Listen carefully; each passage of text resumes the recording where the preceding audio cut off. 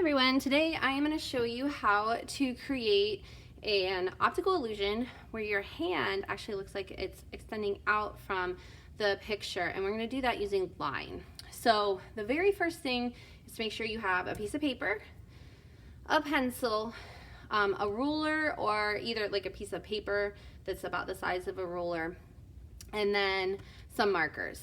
So when you get started, what you want to do first is actually trace your hand. You don't want to put it too low. You want your hand to be a little bit above center maybe on the paper, and you want to make sure your fingers are spread out a little bit like that. We don't want them close together like this. So once you kind of have your hand in position, you're going to use your pencil and you're going to trace around your hand, trying to keep the pencil as close as you can. And then when you're done doing that, you're going to use your pencil and your ruler for the next part. So once you get around your hand and your wrist, you want to go all the way down to the very bottom of the paper. I hit my ring there, so I'm actually going to straighten that out a little bit. So once that's done, then your next step, you're going to use your ruler. And we're not doing any measuring with it, we're just using it for the straight edge. That's why if you just use a strip of paper or a strip of cardboard, that's fine too. So you're gonna line it up against the bottom of your paper and hold it in place with your fingers, and then you're gonna draw the line. But the trick is not to draw the line inside your hand, only outside. So when you get to your hand, you stop, you go to the other side, and you start again, like that. Then you're going to move the ruler up. So you're going to line up the bottom edge of the ruler or the paper strip on that line that you just made to make the next one. So they're the thickness of the ruler. They're spaced apart a little over an inch probably. But just make sure you're not drawing it inside the hand. Now when you get up to the fingers, you are going to have to draw it between the fingers. So anywhere that's not inside the hand, add the line. So right here between my hand and my thumb, I need to add that line. And then now I'm going to start hopping over my fingers. So the line is going to be pretty broken here. All right.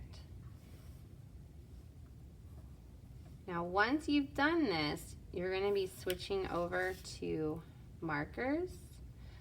If you don't want to use markers, you want to use colored pencils, that's fine too. And I think maybe I can get just the sliver up there at the top. All right. Actually, we're going to use our pencil for the next step, just so we can erase it if we don't get it right this first time. So now inside the hand, our goal is to create that curve that you would actually feel like when I'm drawing. If I use my finger here and I hit my arm, I actually have to kind of go up and over, like making a curve to come back down to the other side. So you can feel it if you do it over your hand. It's that same idea.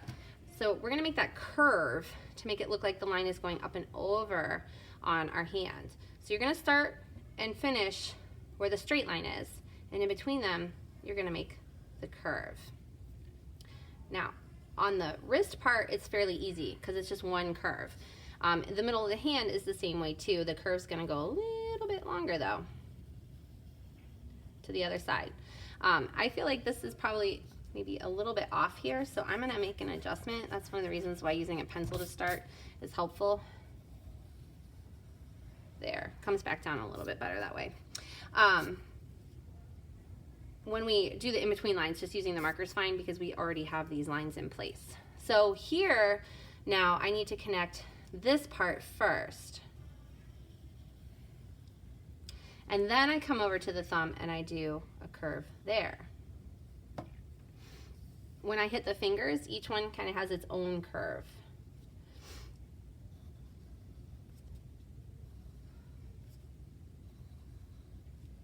And then same thing up here, it has its own curve. Each finger gets its own curve. And then this last one, my long finger, my middle finger there. And then take a look at your curves. If you feel like one of them's off, you can go back and kind of adjust it. There. Okay. So now that I've done that with a pencil, I'm going to choose a darker marker color. I typically use black for this part. You are not going to trace the outline of your hand. You are just going to trace the lines that you made across it. So I'm actually going to go over these pencil lines first. And I'm gonna do that in black because it covers the pencil really well.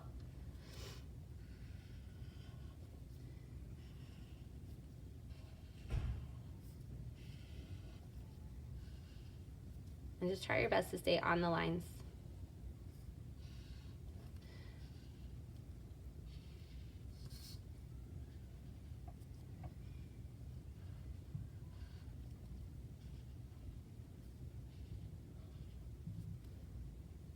In between the fingers can be one of the harder spots to do this. So just try your best. Now once you're done with black, you're going to be doing a pattern. So you can decide what colors you want as part of your pattern. You could do rainbow order if you want. You just do your favorite colors. That's going to be up to you. So I'm going to start with this blue right here. So when I get started, what I'm going to do is I am going to do a line just above each black line.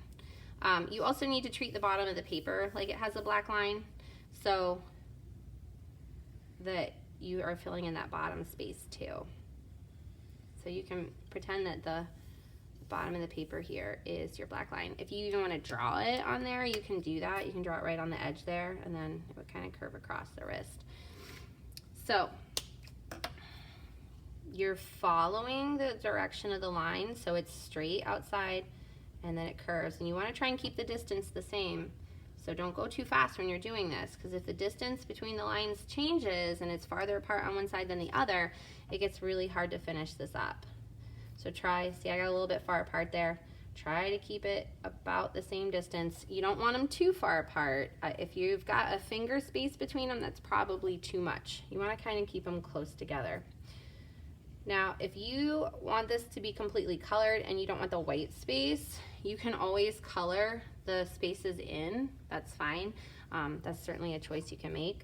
I'm just going to show it to you with the lines.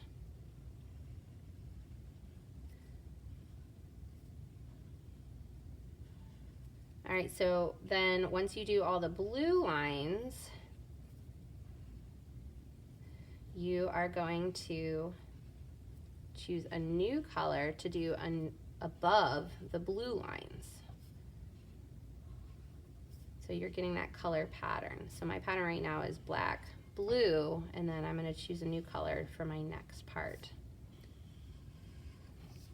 As you get to the fingertips, the end of the fingertip kind of becomes that last curve, and then the line above it flattens out. All right, so for my next one, I'm going to go with green. So then I'm going to keep doing the same thing here with green. I'm adding that line in above, same spacing. You want to keep it about the same distance.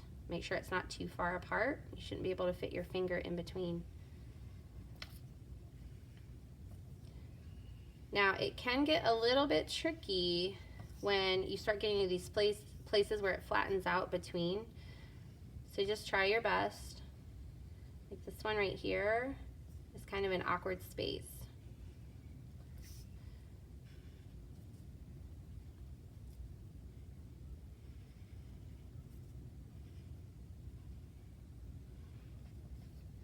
So you may end up having to kind of sandwich some lines in there a little bit closer together than some places if you have an awkward space like this between the thumb and the hand. When I do my next line here, see how it gets really narrow. So that line might kind of just come to a point there and then go straight across and then kind of come back down. So you just have to kind of work with it. It may mean adding an extra line. I actually did that on this one. You can see I did this pink line here and it just went to there and it stopped. So you'll have to kind of figure that out as you go.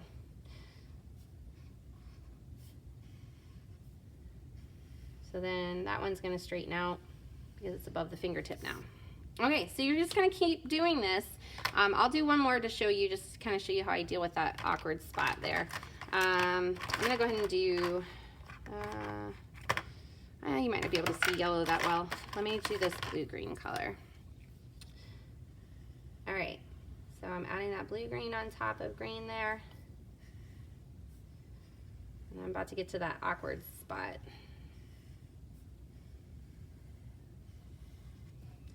All right, so I'm going to come across the hand here, and it's gonna kind of hit that point right there. It's gonna straighten out below, and then I actually have a curve I need to make here over the thumb. Kind of goes down at an angle there. So now I've got this weird spot here. So when I do my next color, I'm just gonna do it in the spaces that I still have. Because it gets a little bit difficult when you get to the base of the fingers. That can be kind of tricky. So you just have to try your best. Doesn't have to be perfect. If you need to add a couple extra lines into just one spot, that's fine.